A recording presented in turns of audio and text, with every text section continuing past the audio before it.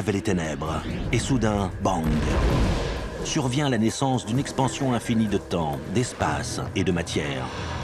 Chaque jour, de nouvelles découvertes dévoilent les mystères, les secrets époustouflants et implacables de l'endroit que nous appelons l'univers. Des milliers de témoins affirment avoir vu des ovnis. Et leurs déclarations sont souvent d'une similitude troublante. Une soucoupe s'est écrasée, ainsi que les corps des passagers. C'est une dissimulation du gouvernement.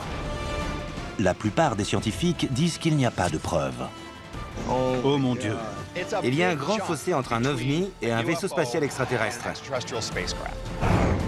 Si les ovnis sont vraiment des vaisseaux extraterrestres, quelle sorte de technologie hallucinante trouverions-nous sous le capot? Il faudrait un type de technologie capable d'annuler les effets de l'inertie. En matière d'objets volants non identifiés, avons-nous des preuves?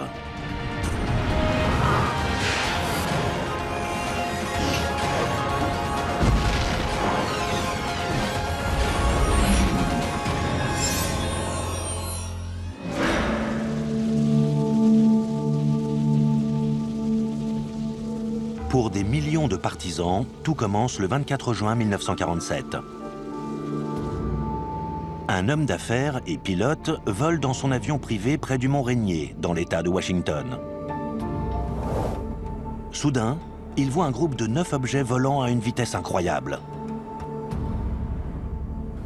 Ils étaient très réfléchissants. Ils volaient à une vitesse supersonique, en formation, et ils avaient de brusques changements de trajectoire. Cette vitesse était hors d'atteinte à l'époque. C'était avant les réacteurs et les avions supersoniques. Étant un pilote chevronné, il a effectué plusieurs manœuvres pour s'assurer que sa vision était bien réelle, qu'il ne s'agissait pas d'un effet atmosphérique. Il a changé l'inclinaison du nez de son appareil, son angle de vol. Il s'est même positionné de façon à voir ces objets sur le fond blanc de la neige. Et ils étaient d'une couleur sombre. Avant qu'Arnold ne puisse se rapprocher, les objets ont disparu. C'était un fait sans précédent dans les temps modernes. Personne n'avait jamais vu une telle chose. Dans les jours qui suivent, des journalistes déforment les propos d'Arnold, alors qu'il essaie de trouver une explication à cet incident. Il a dit qu'il se déplaçait comme des soucoupes qui ricocheraient sur l'eau. Le journaliste a mal noté les propos et a dit qu'il ressemblait à des soucoupes volantes. Le terme « soucoupe volante » est né. Et l'observation d'Arnold initie le phénomène moderne des ovnis. Des semaines plus tard, durant l'été 1947, probablement le plus célèbre incident parlant d'un objet volant non identifié est signalé près de Roswell, dans le Nouveau-Mexique. Roswell est devenu la tête d'affiche du phénomène des ovnis, car il y a tous les ingrédients nécessaires. Une soucoupe qui s'écrase et aussi les corps des passagers. Une dissimulation du gouvernement. Il y a eu de la désinformation de la part des autorités. Le rapport original de l'armée de l'air à l'époque disait qu'il s'agissait d'une soucoupe volante d'origine extraterrestre. Très rapidement ensuite, il a été démenti et la version officielle a dit qu'il s'agissait en fait d'un ballon-sonde qui s'était écrasé, qu'il n'y avait aucun occupant et qu'il n'y avait rien d'extraterrestre dans cet incident. D'autres témoins prétendent avoir vu de réels débris du vaisseau accidenté, des matériaux qui seraient inconnus de la science. L'observation d'Arnold et l'incident de Roswell ne sont jamais confirmés officiellement et restent tous deux très controversés. Chaque année, il y a en moyenne des milliers d'observations signalées, surtout dans le ciel, d'objets qui sont considérés de nature extraterrestre, de prétendus ovnis. Le ni est important, bien sûr. Il veut dire non identifié. Personnellement, j'ai vu une lumière brillante surgir à l'horizon et filer dans les nuages. Au sens strict du terme, c'était un ovni. Il y a un grand fossé entre un ovni et un vaisseau spatial extraterrestre. Des scientifiques affirment que la plupart des ovnis ont soit une origine terrestre, satellite, ballon et avion, soit une origine cosmique, météorite, comète, voire Vénus, une planète particulièrement brillante. Mais quand une observation d'OVNI n'a aucune explication plausible, pourrait-il s'agir d'un vaisseau extraterrestre? Et si oui, quel genre de technologie expliquerait les comportements décrits par les témoins? Comment serait conçu un tel vaisseau? Et quels problèmes devrait-il surmonter? Les comportements des ovnis décrits par certains rapports dépassent nos connaissances actuelles en physique. Vitesse vertigineuse, accélération extrême, brusque changement de direction, des choses impossibles à faire pour nous sans causer des blessures mortelles aux pilotes ou la destruction du vaisseau. Des témoignages d'accélération hyper rapide, de virage à la vitesse de l'éclair et d'arrêt brusque semblent violer des lois connues de la physique. Les extraterrestres auraient-ils trouvé un moyen de contourner ces lois? Nous devons considérer ici le principe d'inertie. Ce principe, tout d'abord énoncé par Isaac Newton, dit que tout objet immobile ou en mouvement rectiligne uniforme garde son état tant qu'il est soumis à des forces qui se compensent. Alors, pour générer ce genre de changement d'inertie impensable, il faudrait soumettre un objet à une force colossale. Suivant cette logique, un pilote de chasse avoisinant la vitesse de la lumière et essayant de virer à 90 degrés à cette même vitesse encaisserait une force équivalente à 300 G. Le maximum qu'un pilote humain vêtu d'une combinaison pressurisée peut encaisser sans s'évanouir est de 10 G environ.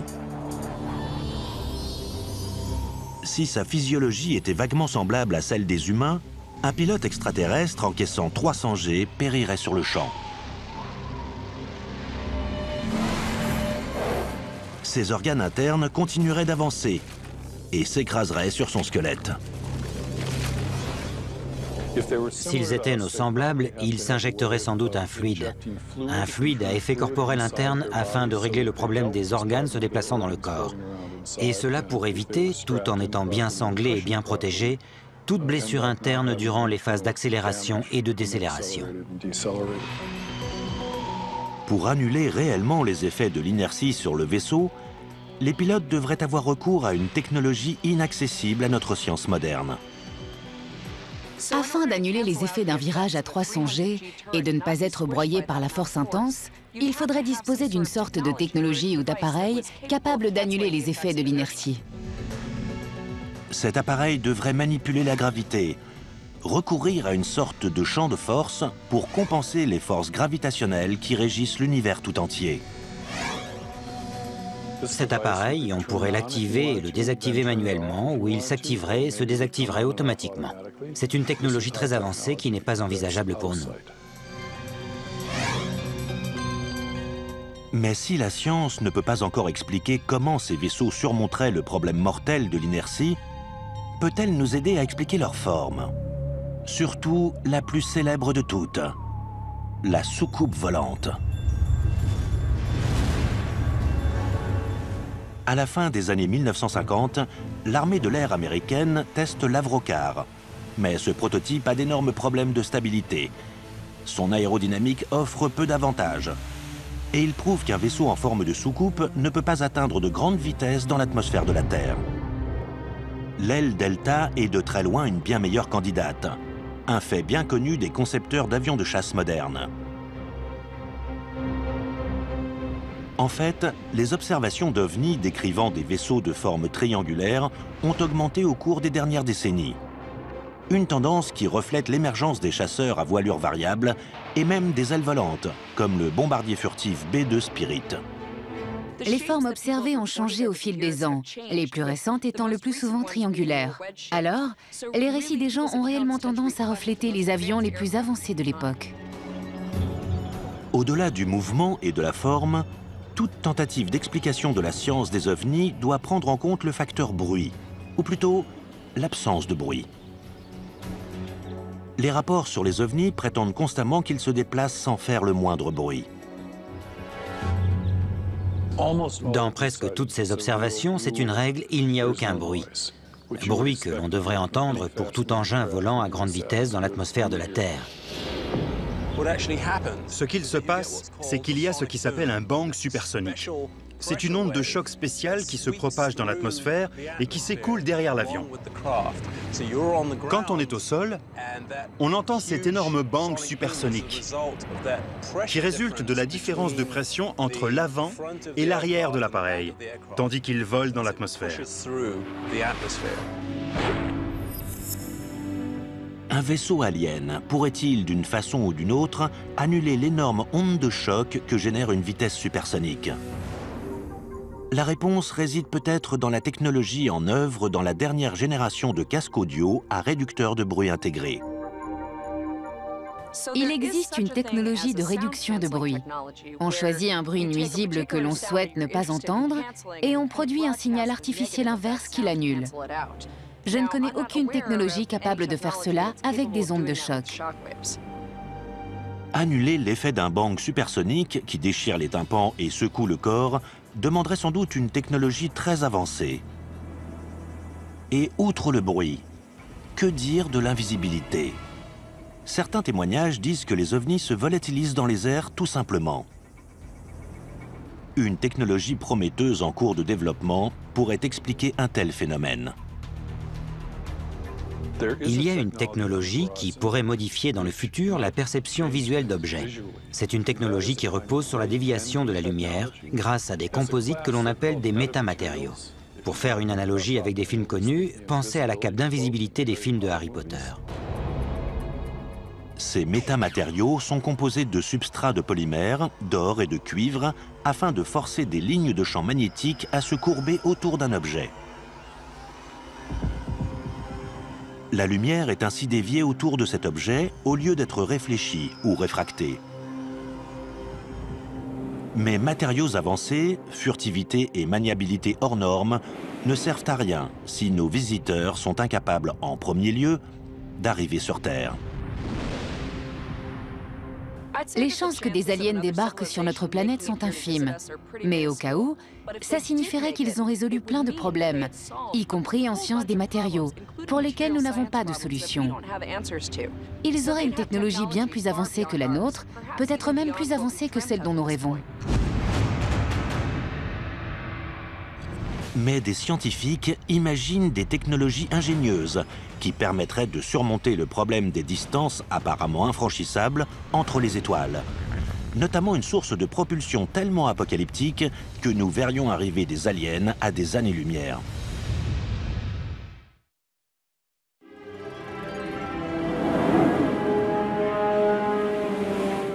Depuis des décennies, d'innombrables observations d'ovnis sont signalées dans les villes et les pays du monde entier.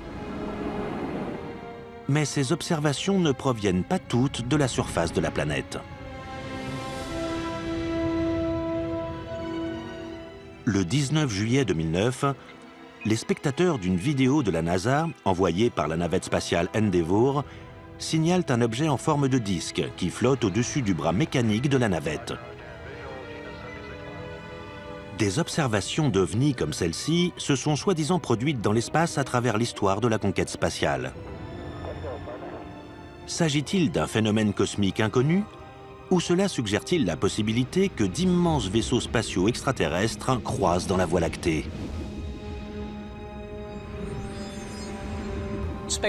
Le voyage à travers les étoiles, c'est un des fondements de la science-fiction, non? On le voit dans les séries télévisées, dans les films, mais pourrions-nous le faire? Ou des aliens pourraient-ils le faire? Les distances entre les étoiles sont vraiment gigantesques.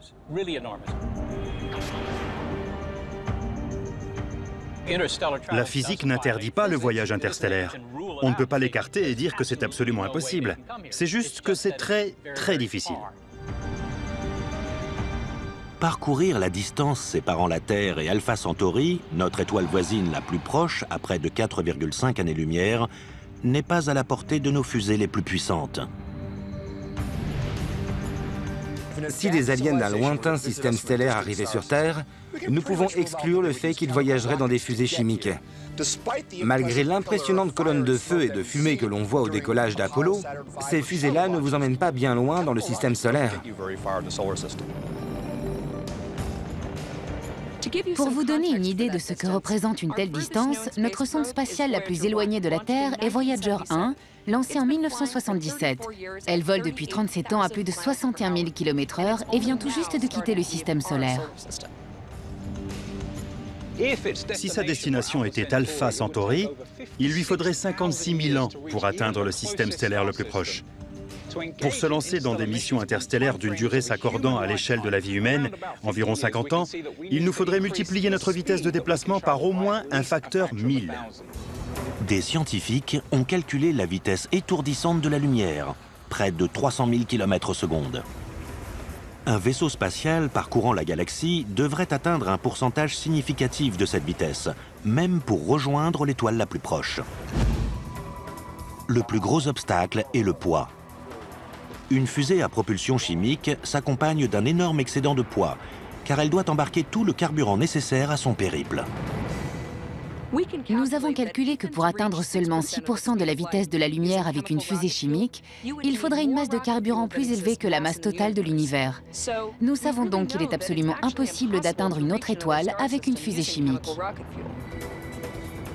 Si des extraterrestres nous rendent réellement visite, ils ont résolu ce problème au niveau de leur vaisseau. En 2011, NanoSail D2, satellite en orbite de la NASA, déploie pour la première fois une voile solaire dans l'espace. La voile ultra-fine de 10 mètres carrés utilise la lumière du soleil ou la pression des photons comme moyen de propulsion. Une des limites immuables de la propulsion d'une fusée, c'est qu'elle doit embarquer son carburant. Une voile solaire peut profiter des ressources dispersées naturellement, c'est-à-dire des photons émis par le soleil qui peuvent servir à la propulser. De la même manière, un deltaplane peut voler sans carburant ni moteur, simplement en tirant avantage des ressources naturelles de l'environnement, à savoir l'atmosphère et les lois de l'aérodynamique.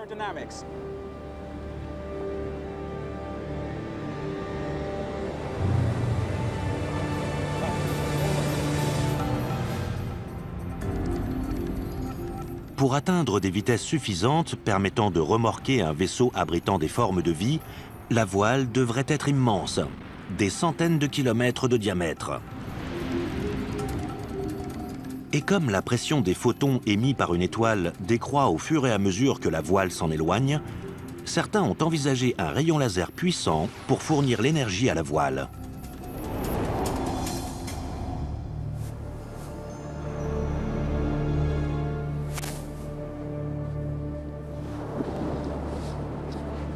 Hélas, ce deltaplane, comme tous les deltaplanes, doit à un moment ou un autre se poser. Mais une voile solaire, propulsée par l'énergie d'un rayon laser, pourrait certainement voyager dans les étoiles.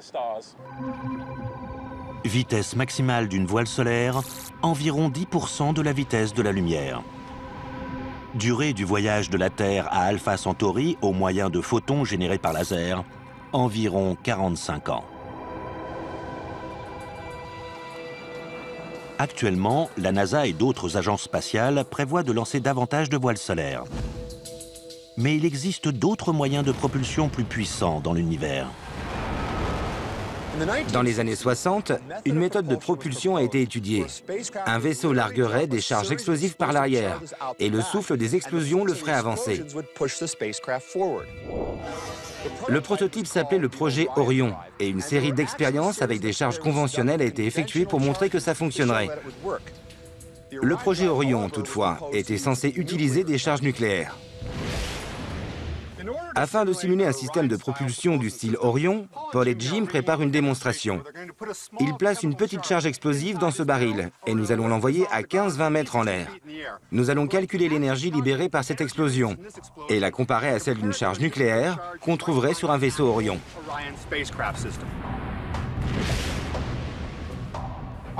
Notre simulation de vaisseau spatial Orion est prête. Nous allons faire sauter la charge explosive, envoyer le baril en l'air et comparer le résultat avec l'énergie libérée par l'explosion d'une charge nucléaire typique qui serait utilisée sur un vaisseau Orion.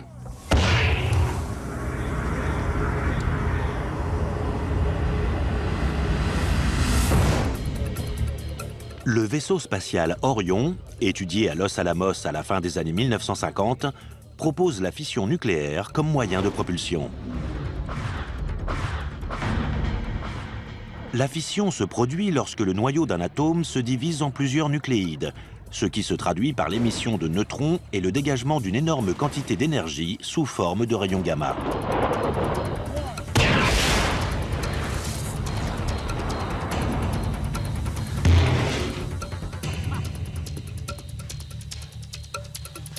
La charge explosive, placée dans ce baril de 16 kg, l'a propulsé à près de 18 mètres en l'air. Une petite charge nucléaire semblable à celle d'Hiroshima libérerait environ 27 millions de fois plus d'énergie. C'est clairement un moyen de propulsion pratique pour les voyages interplanétaires, voire interstellaires. À cause des énormes explosions que produirait une propulsion Orion, l'arrière du vaisseau spatial devrait être muni d'une épaisse plaque de métal qui absorberait la poussée des explosions et d'absorbeurs de choc pour éviter à l'équipage d'être secoué à chaque explosion. Vitesse maximale d'un vaisseau spatial propulsé par fission nucléaire, environ 5% de la vitesse de la lumière. Durée du voyage entre la Terre et Alpha Centauri, environ 90 ans. Malgré sa puissante source de propulsion, le vaisseau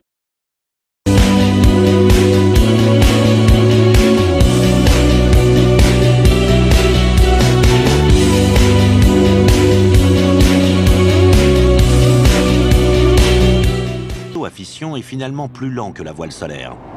Accélérer cette vitesse implique de se tourner vers une autre réaction nucléaire, plus intense. La fission nucléaire est bien connue et bien maîtrisée. Nous l'avons utilisée pendant longtemps pour produire de l'énergie. Mais il y a une autre source d'énergie, la fusion nucléaire.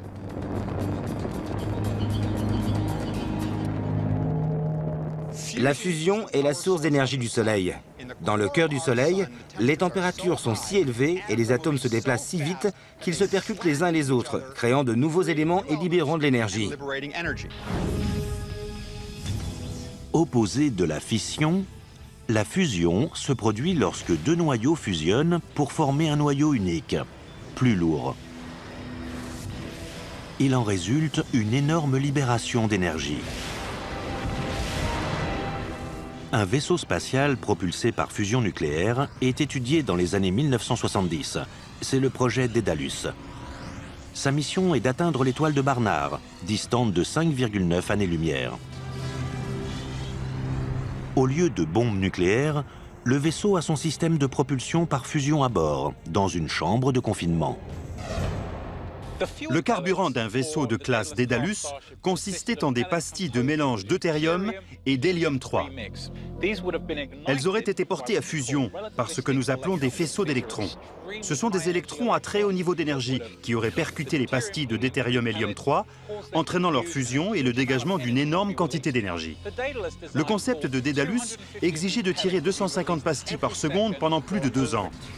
Le vaisseau spatial aurait pesé 55 000 tonnes, le carburant représentant l'essentiel du poids.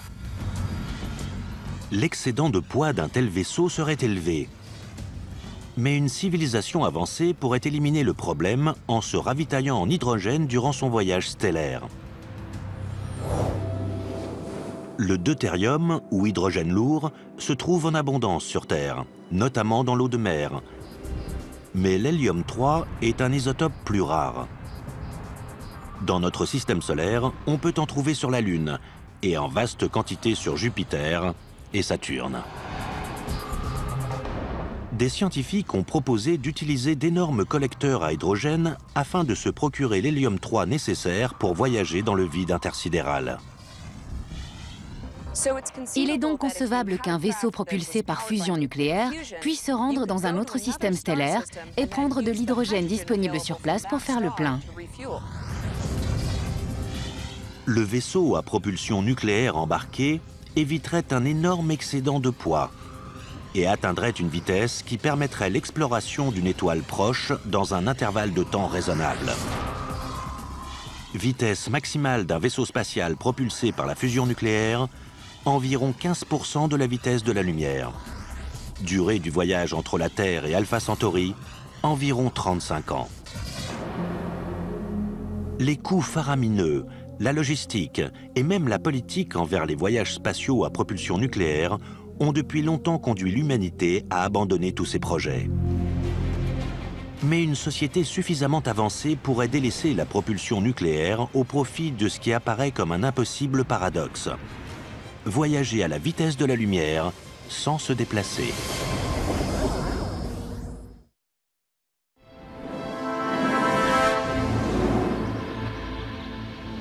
Les ovnis peuvent-ils atteindre les vitesses vertigineuses requises pour les voyages interstellaires? Une réponse potentielle était peut-être enfouie à 9 mètres sous terre, au cœur de l'Amérique.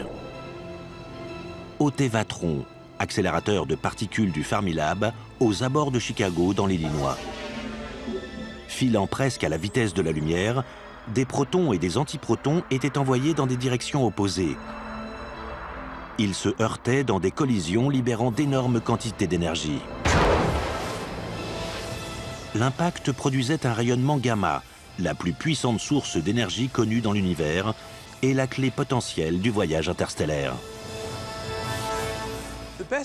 Le meilleur moyen de fabriquer de l'antimatière sur Terre est probablement d'employer la plus célèbre équation d'Einstein, E égale mc2, qui nous indique qu'avec une certaine quantité de matière, nous pouvons obtenir de l'énergie. C'est une grande idée, car elle est d'une efficacité incroyable. En gros, on prend toute la masse de ces particules et on la convertit en énergie. Mais comment l'antimatière peut-elle exister dans l'univers si elle doit être fabriquée artificiellement? C'est ce que nous demande Stephen H. de Philadelphie dans Questions sur l'univers. L'antimatière existe-t-elle? Et comment faire pour en obtenir? Stéphane, l'antimatière existe réellement.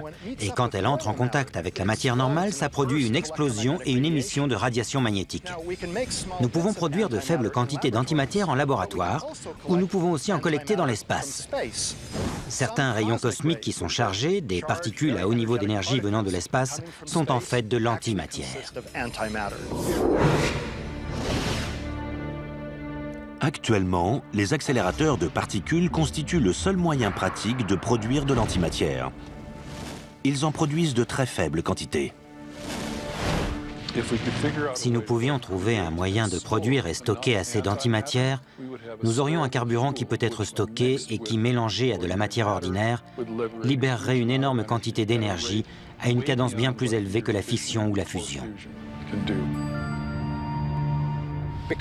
Comme nous savons que l'antimatière existe, et comme nous savons qu'elle peut être produite et stockée, il est concevable qu'une civilisation avancée puisse produire assez d'antimatière et maîtriser son pouvoir pour créer une fusée propulsée à l'antimatière. Un vaisseau propulsé par antimatière atteindrait des vitesses incroyables, juste en deçà de la vitesse de la lumière, rivalisant presque avec le rayonnement d'une étoile à travers la galaxie. Durée du voyage entre la Terre et Alpha Centauri, distante de 4,5 années-lumière, environ 5 ans. Sur le plan humain, produire assez de particules d'antimatière pour propulser un tel vaisseau spatial aurait un coût astronomique. Il serait peut-être abordable pour des aliens, mais le prix à payer pour ce vaisseau serait effroyable. Les rayons gamma générés par la propulsion à antimatière sont extrêmement dangereux. Ils pourraient détruire la structure cellulaire de tout être vivant à bord. Le vaisseau devrait comporter un mécanisme de protection évolué pour garder l'équipage en vie. Et à des vitesses aussi grandes, il existe des menaces destructrices dans l'univers. L'espace est plutôt vide, mais si on se déplaçait à une vitesse approchant celle de la lumière, il faudrait un genre de bouclier de protection très efficace pour se protéger des particules de poussière qui risqueraient d'anéantir un vaisseau allant aussi vite. Mais si les débris de l'espace sont aussi dangereux, pourquoi ne pas les éviter complètement?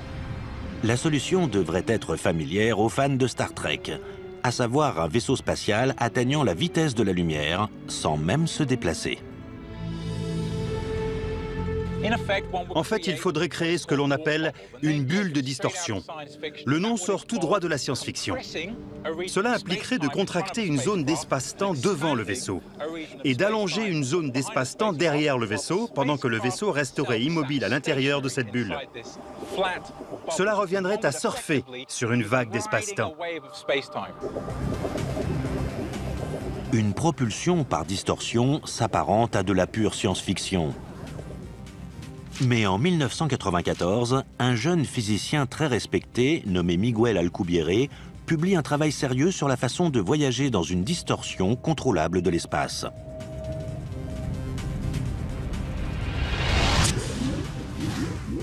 La solution du voyage dans une bulle de distorsion d'Alcubierre se heurte à de sérieux obstacles. Le plus gros s'appelle l'énergie sombre, un phénomène cosmique reconnu en 2011 lorsque 3 scientifiques remportent le prix Nobel pour avoir prouvé son existence.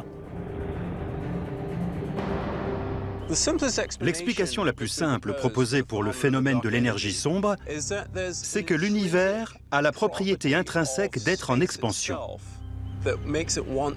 Nous pouvons le constater en regardant des parties de l'univers qui s'éloignent et voir que l'énergie sombre est responsable de l'accélération de cette expansion. Mais ce n'est pas une source d'énergie que l'on peut conserver, comme l'énergie solaire ou d'autres types d'énergie. Et donc, il n'est pas inconcevable. Il entre dans le domaine du possible qu'une civilisation avancée existant quelque part dans l'univers ait appris comment maîtriser l'énergie sombre pour créer une forme insolite de propulsion. Un autre obstacle empêche la propulsion par distorsion. Le seul moyen connu de faire avancer un vaisseau spatial dans une bulle de distorsion exigerait de contrôler l'énergie intense d'un trou noir. Pour vous dire simplement, il faudrait arriver à obtenir un peu de matière très concentrée, extrêmement concentrée, à un niveau qui créerait un trou noir. Si on peut générer un trou noir à petite échelle, pour ainsi dire, on pourrait le placer devant le vaisseau et utiliser la distorsion qu'il produirait pour, en quelque sorte, tracter le vaisseau. Et à quelle vitesse exactement la distorsion propulserait-elle un vaisseau extraterrestre? Le travail d'Alcubierre implique clairement qu'il serait possible, si on arrive à concevoir cette propulsion à distorsion, d'atteindre la vitesse de la lumière, voire plusieurs fois la vitesse de la lumière. Durée du voyage entre la Terre et Alpha Centauri à bord d'un vaisseau filant à la vitesse de la lumière dans une bulle de distorsion, environ 4 ans et demi ou moins, si l'équipage ne finit pas carbonisé avant. Un problème avec la propulsion d'Alcubierre, c'est que dans la bulle de distorsion, les températures seraient plus élevées qu'au cœur du Soleil. Ça fait chaud. Juste un dernier petit problème à régler pour avoir une chance d'arriver sur Terre. Qu'adviendrait-il si un tel vaisseau spatial alien pénétrait dans l'atmosphère terrestre, dans une bulle de distorsion et tracté par un trou noir? Ce ne serait sans doute pas la première observation d'OVNI de masse, mais probablement la dernière.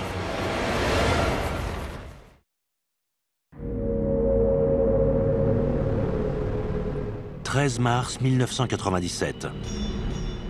Des milliers de personnes voient un phénomène optique qui dérive dans le ciel d'Arizona. Des rapports qui signalent des lumières formant différents schémas géométriques à flux, ainsi que de nombreuses observations, au-dessus de Phoenix, d'un vaisseau de plus d'1 kilomètre de large, dont les lumières clignotent selon une séquence précise. Pour expliquer les événements de ce soir-là, les lumières dans le ciel de Phoenix étaient certainement des leurres thermiques, larguées par un avion de l'armée, associées à la propension humaine à imaginer une forme qui les relie. C'est l'explication la plus plausible des lumières de Phoenix. Beaucoup pensent que l'incident des lumières de Phoenix est la preuve tangible qu'un immense vaisseau extraterrestre est arrivé. Certains l'appellent même un vaisseau-mère. Le rôle d'un vaisseau-mère alien est fondamental dans les théories de visiteurs extraterrestres. C'est le seul moyen de parcourir les vastes distances de l'espace interstellaire. Je pense que le terme vaisseau-mère est apparu presque en même temps que le terme soucoupe volante. Il illustre la notion universelle voulant qu'on ne puisse pas voyager dans les étoiles avec un vaisseau à taille humaine. Il faut disposer d'un vaisseau gigantesque. Une analogie terrestre pertinente avec un vaisseau-mère, c'est le porte-avions. Un porte-avions parcourt de grandes distances sur l'océan, mais son rôle est de transporter des avions qui peuvent décoller et s'engager dans toute mission qui leur est assignée. Si le voyage vers la Terre est long, de l'ordre de plusieurs siècles ou millénaires, le vaisseau-mère serait bien plus qu'un simple transporteur. Il y a le vaisseau générationnel, ou arche spatiale, qui est un vaisseau géant, pour l'essentiel une sorte d'écosystème dans lequel des générations de passagers naissent, vieillissent et meurent durant le long voyage qu'il faut au vaisseau pour atteindre sa destination. Peut-être qu'avec une technologie comme la biostase, des passagers biologiques aliens pourraient être mis en sommeil et réveillés au terme du long voyage. Survivre à un tel périple signifierait aussi survivre à l'énergie destructrice propulsant le vaisseau. Solution logique de conception, un vaisseau-mère en forme de cigare est la description précise que donnent la plupart des gens signalant un ovni. Avec n'importe quel système de propulsion avancé, on voudrait placer l'équipage le plus loin possible du moteur à énergie. Une conception possible serait une forme très allongée et très fine, le moteur situé à une extrémité du vaisseau, et un ensemble de poutres le reliant au quartier de l'équipage le plus loin possible, afin d'éviter des lésions liées aux neutrons à haut niveau d'énergie, aux rayons X ou aux rayons gamma du système de propulsion. Si une telle arche spatiale était en réalité venue sur Terre, nous en aurions la preuve accablante et irréfutable. Ces technologies insolites de propulsion ont toutes une chose en commun. Elles irradient d'énormes quantités d'énergie. Et donc nous verrions arriver un vaisseau, comme un phare sur la côte, à des années-lumière parfois. L'émission concentrée de rayons X, de rayons gamma ou de particules subatomiques serait suspecte, car nous ne voyons pas cela dans notre environnement dans des circonstances normales. Au-delà de la preuve visuelle évidente, l'effet physique d'un vaisseau-mère s'approchant aussi près de la Terre pourrait prendre la forme d'une terrifiante apocalypse. Si pour une raison quelconque, cette technologie ou ces extraterrestres ne pouvaient éteindre le moteur, ce serait catastrophique pour la vie sur Terre, car nous serions bombardés de neutrons à haut niveau d'énergie, de rayons X et de rayons gamma. S'il s'agit d'une version de la propulsion à distorsion, alors nous parlons de distorsion de l'espace-temps.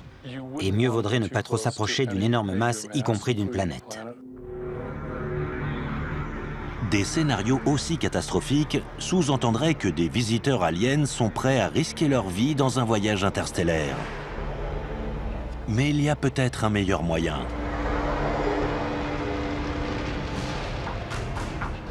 Ils pourraient rester chez eux et explorer l'espace à l'aide de machines pensantes.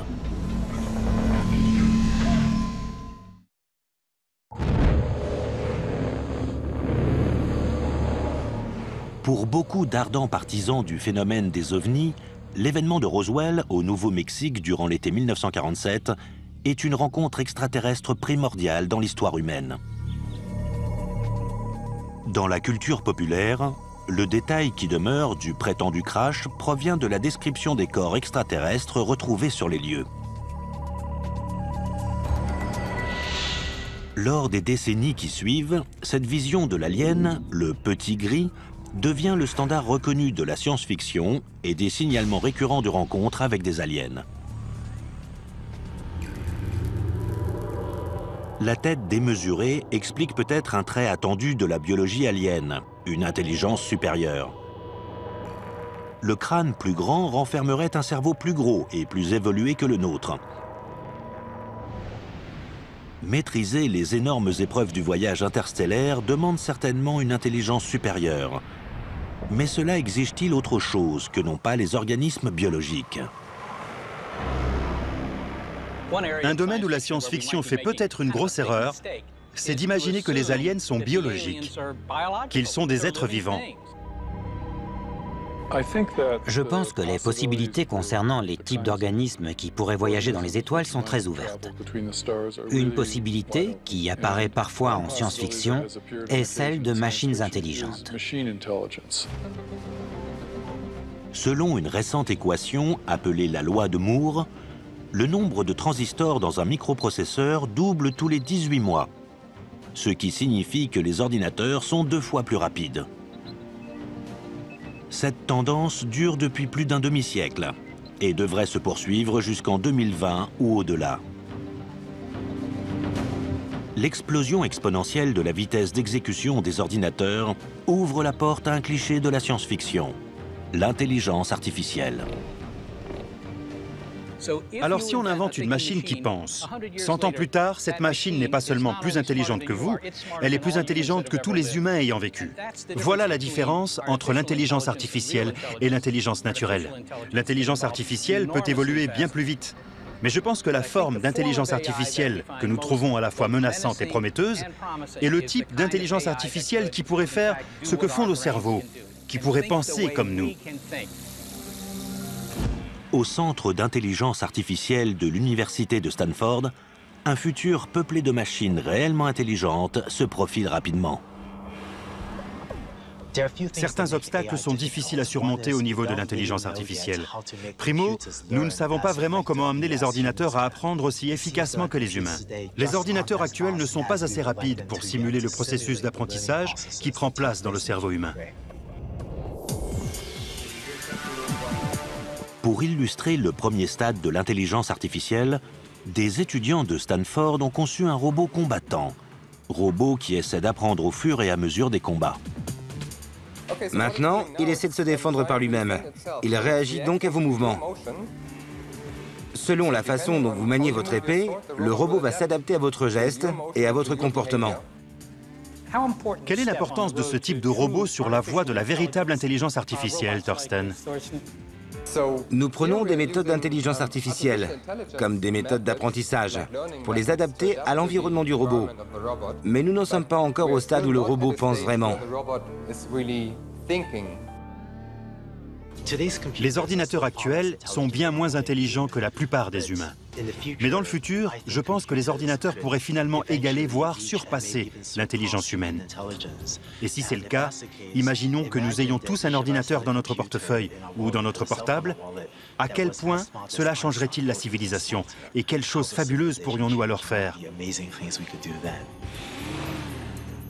En l'état actuel des choses sur Terre, le robot qui se défend tout seul est une analogie grossière avec le type de machine intelligente capable de piloter un vaisseau dans l'espace. Les immenses obstacles du voyage spatial, notamment l'échelle de temps et les dangers cosmiques, donnent cependant à penser qu'une génération de machines intelligentes établira le premier contact. Honnêtement, si voyager à travers les étoiles arrive vraiment, il semble raisonnable de ne pas envoyer de créatures biologiques. Elles sont fragiles, elles ont une durée de vie limitée.